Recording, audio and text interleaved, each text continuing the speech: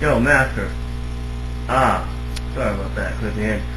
What's up? Master Hand here, and Crazy Hand, and we're here to talk to you about a really great classic NES game that's possibly the most underrated game of all time. Now, supposedly it's pronounced XEXYZ, make whatever joke you want. So, what's the story to this game, you might ask? Well, I'll tell you what the story of this game is. The story of this game is a fucking clusterfuck. Well, I don't know about that, Crazy Hand. It is a bit weird, though. It's the normal Save the Princess type of thing, only it tries to add futurism to it. The thing is, apparently, in the year 2077, all sorts of species of frogs and turtles and whatnot have evolved sentience or something. And what's really fucked up is that all of a sudden there's fairies. Since when the fuck were there fairies? And then giant, people? Well, more on that later. So, yeah, the story's not really great, but it doesn't really need to be either, because frankly, it succeeds where it counts, and that's in the gameplay. One bit of the story that they forgot to mention in the manual is that apparently the rate of gravity has allowed Masterfoot and Crazyfoot here to demonstrate a little bit about Earth's gravity for you. That's about how much time it takes for Apollo to jump and land from several times his height.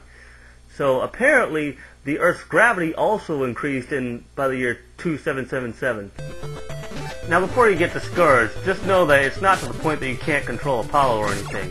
It does make jumping a little bit more challenging, but that's okay, we like a challenge. Besides, if you played games back then, you know that games were hard back then because they had to last the player. They didn't have the depth and the detail that they do nowadays. And so, to last the player, they had to be a challenge. And that's another place in which XEXYZ, or whatever you call it, succeeds. Just look at the Area 9 boss, for instance. These fairies tell you that he's tough, and they're not kidding. Just look at this shit. Shit flying everywhere. It's very, very hard to dodge it. Now, just to prove that this guy is beatable, I'll show you myself beating him. Now, it's not, if you're expecting Battletoads or Ghosts and Goblins, don't. It's not quite that hard. But it is definitely a challenge, and it will give you a good run for your, well, I guess not so much money, but your time.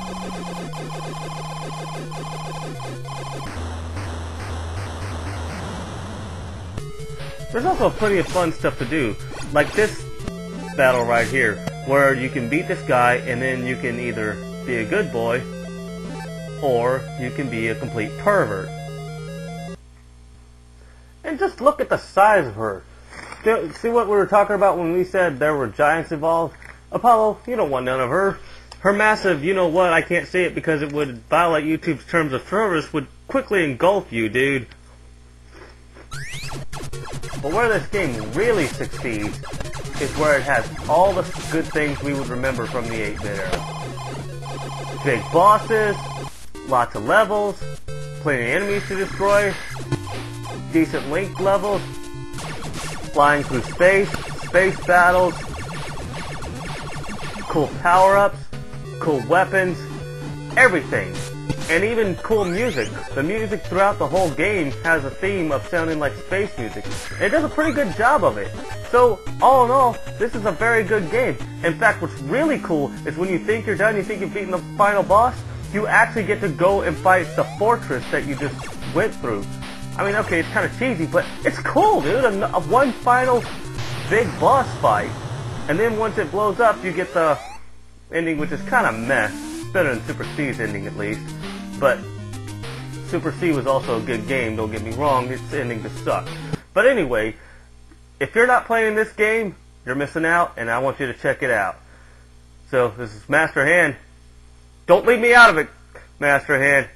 And my assistant Crazy Hand there. Get out of the shot! Fine.